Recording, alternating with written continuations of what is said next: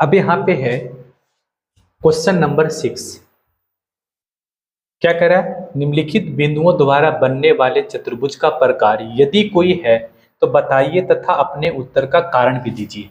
देखो क्वेश्चन क्या कह रहा है, कह रहा है कि 4 बिंदु यहाँ पे आपको दिया गया है, ठीक है।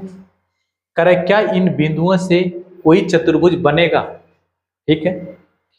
अगर चतुर्भुज बनता है तो चतुर्भुज किस प्रकार का होगा, ठीक है, वो बताएं और इसका कारण भी दीजिए, इसका कारण भी दीजिए। देखो तो इस क्वेश्चन को हम कैसे करेंगे बताओ, इस प्रकार के क्वेश्चन को हम कैसे करेंगे। तो इस प्रकार के क्वेश्चन को करने के लिए सबसे पहले आप, चूंकि हमें बताना है कि चतुर्भुज है कि नहीं है और किस प्रकार की चतुर्भुज है, तो सबसे पहले क्या करो आप रैंडमली एक चतुर्भुज बनाओ, ठीक है। एक चतुर्भुज बनाओ। एक कौन सा चतुर्भुज है हमें मालूम नहीं है, सिर्फ हमने क्या किया है रैंडमली एक चतुर्भुज बनाया। अब क्या करो, इसके वर्टेक्स का नाम दे दो ए बी सी और डी, और सभी वर्टेक्स को यहाँ पे लिख दो। ए कितना है, तो ए का कोऑर्डिनेट है बच्चों यहाँ पे -1 है और -2 है। बी कोऑर्डिनेट कितना है बताओ, 1 है और 0 है। सी कोऑर्डिनेट कितना है, -1 है और -2 है। डी कोऑर्डिनेट कितना है, तो डी कोऑर्डिनेट है -3 और 0, ठीक है। इतना काम तो पहले आपको करना है, ठीक है। उसके बाद क्या करना है, उसके बाद आपको क्या करना है, भुजा A B B C C D और ए डी निकालो और साथ में डायगोनल मतलब विकर्ण ए सी और बी डी भी निकालो, ठीक है। तो क्या करना है, भुजा A B B C C D और ए डी और साथ में डायगोनल ए सी और बी डी को निकालना है, ठीक है। निकालने के बाद आप क्या करो, चेक करो कि क्या भुजा A B B C C D और ए डी बराबर है कि नहीं, और ए भी चेक करो कि डायगोनल ए सी और बी डी बराबर है कि नहीं, ठीक है। चेक करने के बाद देखो कि अगर, ठीक है, चारों भुजाएं, ठीक है, अगर चारों भुजाएं, ठीक है, तथा दोनों विकर्ण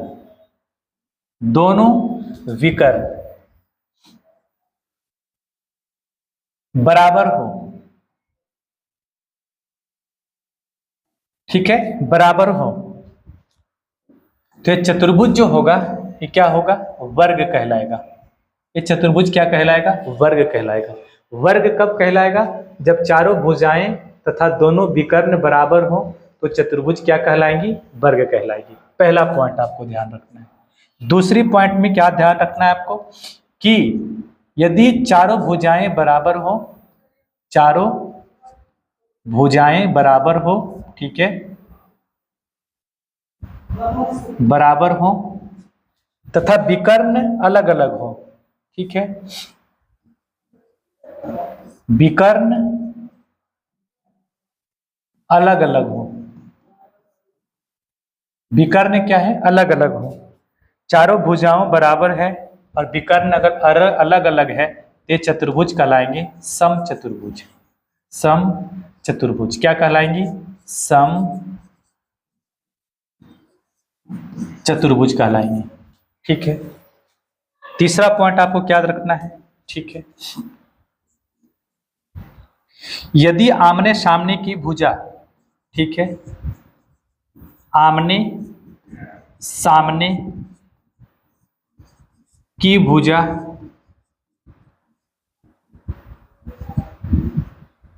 ठीक है, भुजा, ठीक है, तथा आमने सामने की भुजा तथा दोनों विकर्ण बराबर हैं, दोनों विकर्ण बराबर हो तो ये क्या कहलाएंगी, आयत कहलाएंगी। क्या कहलाएंगी, आयत कहलाएंगी। यदि आमने सामने की भुजा बराबर तथा दोनों विकर्ण भी बराबर तो आयत कहलाएंगी, ठीक है। चौथा पॉइंट आपको ध्यान रखना है क्या, ठीक है, आमने सामने की भुजा तो बराबर है, हो, ठीक है, आमने सामने की भुजा बराबर हो, लेकिन दोनों विकर्ण बराबर नहीं है, विकर्ण बराबर नहीं हो तो चतुर्भुज जो है वो कहलाएंगे समांतर चतुर्भुज। समांतर चतुर्भुज कहलाएंगे। क्या कहलाएंगे? समांतर चतुर्भुज।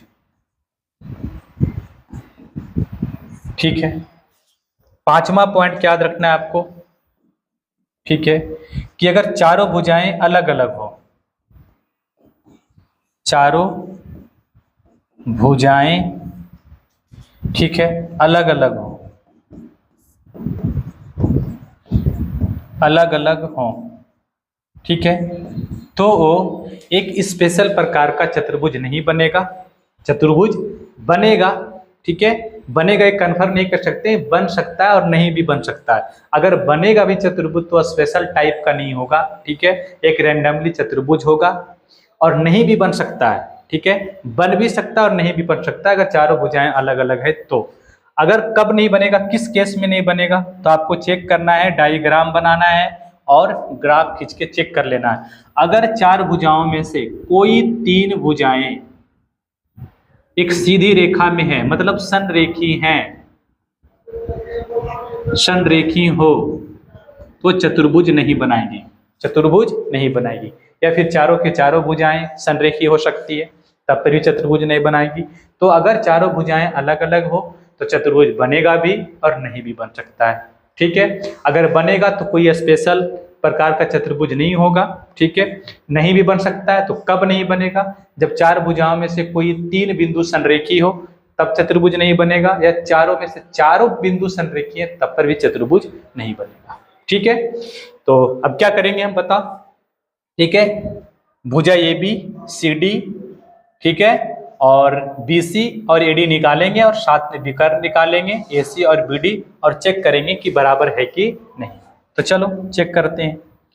अब तो भुजाओं की लंबाइयां कैसे निकालेंगे बताओ, ठीक है। तो भुजाओं की लंबाई निकालेंगे हम यहाँ से दूरी फार्मूला से, दूरी सूत्र से। हमने दूरी सूत्र पढ़ा है पहले, क्या होता है तो आपको भी पता होगा कि सर दूरी फार्मूला होता है हमारा x2 माइनस x1 का होल स्क्वायर और प्लस में y2 माइनस y1 का होल स्क्वायर।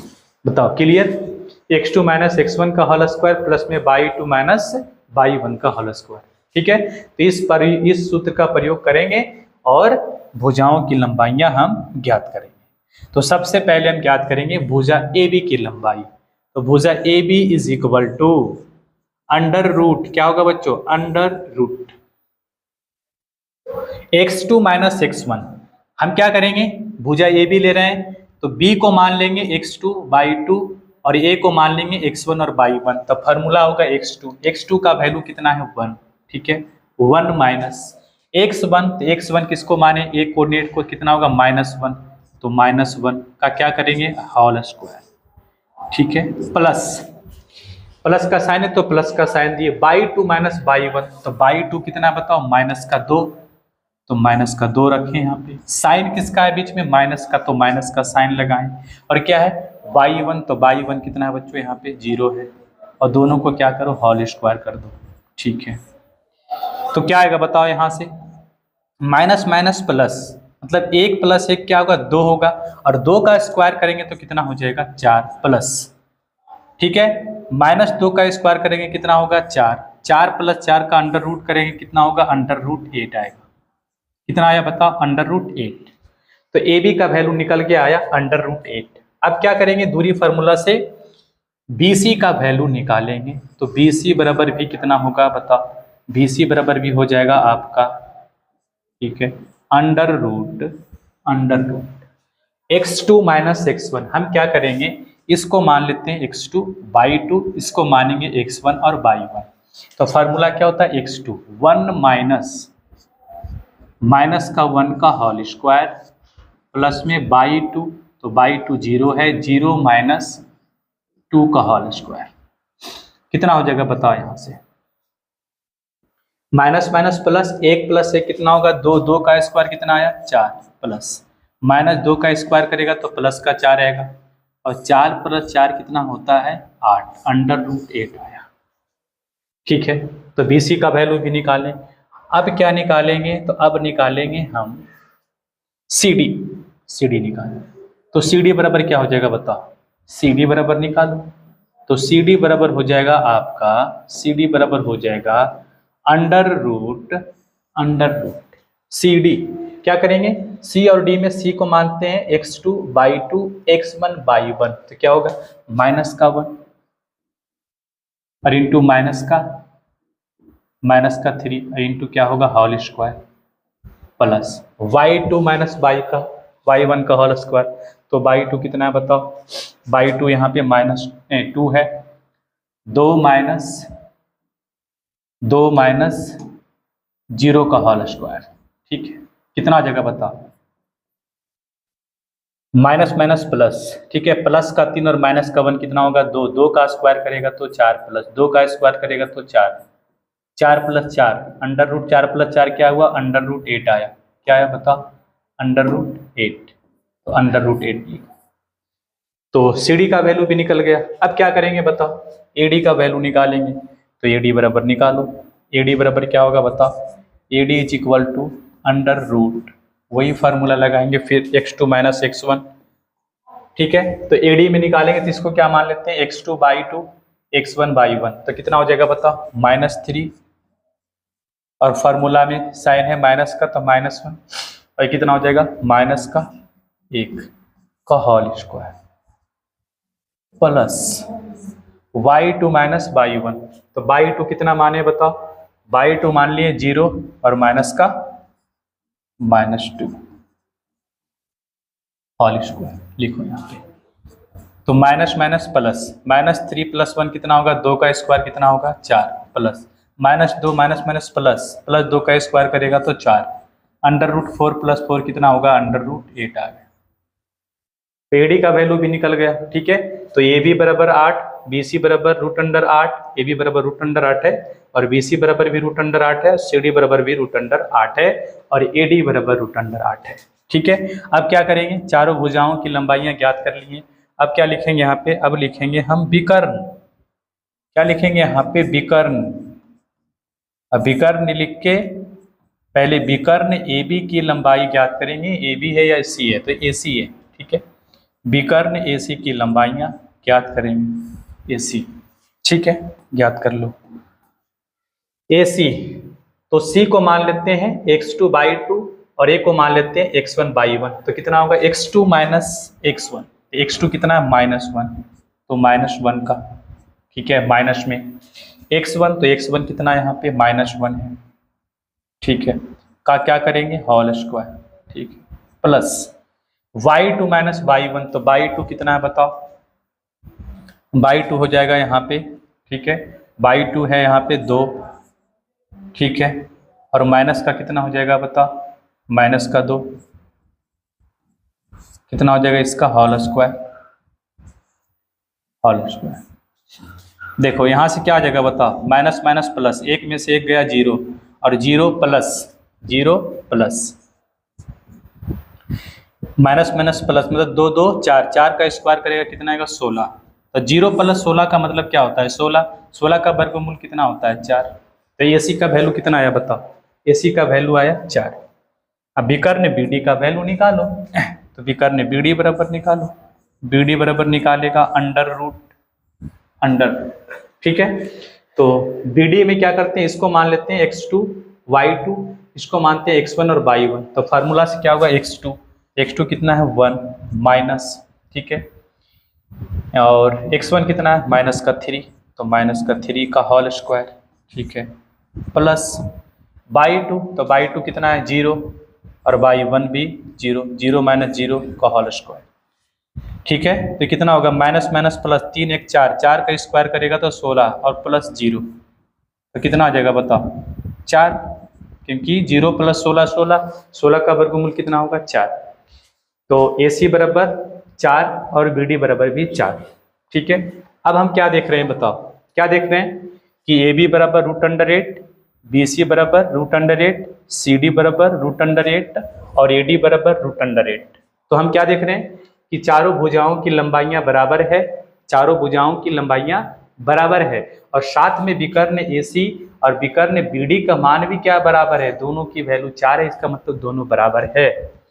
अगर चारों भुजाओं की लंबाई बराबर है और दोनों विकर्ण की लंबाइयां बराबर है तो क्या होगा, वे वर्ग होगा। ये चतुर्भुज तो है, लेकिन चतुर्भुज किस प्रकार की है, तो वर्ग की है। ठीक है, तो हम क्या लिखेंगे, चूंकि ठीक है AB बराबर BC बराबर CD बराबर AD, मतलब चारों भुजा बराबर है। ठीक है, भुजा AB बराबर भुजा BC बराबर भुजा CD बराबर भुजा AD, तथा ठीक है विकर्ण AC बराबर BD है, विकर्ण AC बराबर BD है। ठीक है, तो चारों भुजा बराबर है, दोनों विकर्ण बराबर है, इसलिए हम क्या बोल सकते हैं, इसलिए हम बोलेंगे कि ये चतुर्भुज जो हैं, ये चतुर्भुज एक वर्ग है। चतुर्भुज कैसा बना, तो बता, वर्ग बना। तो इसका आंसर क्या होगा कि ये चतुर्भुज है और चतुर्भुज एक वर्ग है। क्यों वर्ग है, तो उसका कारण क्या है, उसका कारण ये है कि इनके चारों भुजाओं की लंबाई बराबर है और दोनों विकर्ण की लंबाइयां भी बराबर है, इसीलिए ये चतुर्भुज एक वर्ग है। ठीक है, ये चतुर्भुज क्या है, एक प्रकार का वर्ग है। अब देखो क्वेश्चन नंबर 6 में 2 क्वेश्चन और है, क्वेश्चन नंबर 2 और क्वेश्चन नंबर 3। ठीक है, तो आप क्या करोगे, इन दोनों क्वेश्चन को खुद से इसी प्रकार से करोगे और बताओगे कि इसका आंसर क्या है। ठीक है, तो हमने पहला क्वेश्चन को कर दिया, आपका काम क्या है, दोनों क्वेश्चन को करना।